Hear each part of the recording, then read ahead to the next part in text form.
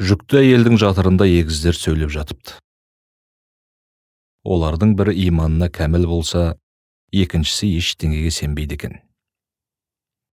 Туғаннан кейін өмір бар дегенге сенесің бе? Деп сұрайды сенбейтін сәби ағасынан.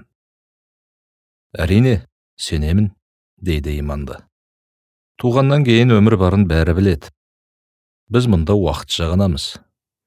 Тек мұнда бұғанамыз бекіп, жаңа өмірде күтіп тұрған тағдырымызға тайсалмай, тура қарайтындай болып жетуіміз үшін ғана барамыз. Мұның бәрі жай сөз, деп сенбейдіңіз. Туғаннан кейін ешқандай өмір жоқ. Сен ол өмірдің қандай болатынын айта аласың ба?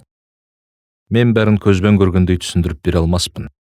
Бірақ ол өмірде жарық көп. Мүмкін дүние есігін ашқан соң өзіміз жүріп, өзіміз тамақ ішетін күйде түсірміз. Не деген ақымақтық деп кейидіңіз. Ол мүмкін емес қой. Өзің жүріп, өзің тамақ ішу деген. Бұл туралы бас қатырудың өзі күлкілі емес пе? Біздің кіндігіміз бар.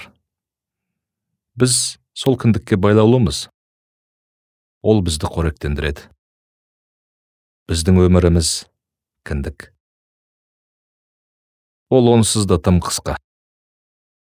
Басқа нәрсе туралы ойлауға тіпті бейілді емеспін.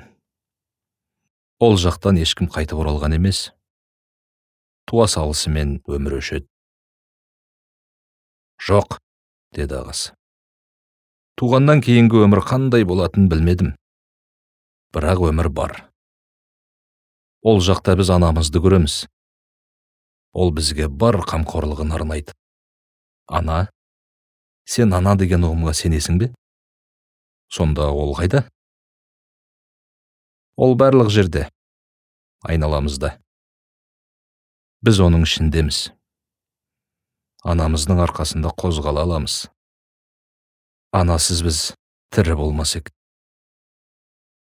Мынауың тіпті шектен шыққандық. Мен ешқандай ананы көргем жоқ. Яғни, ол еш жерде жоқ. Болмайды да, дейді сенбейтін сәби. Жоқ, ол бар. Бар екеніне кәміл сенем, дейді ағасы.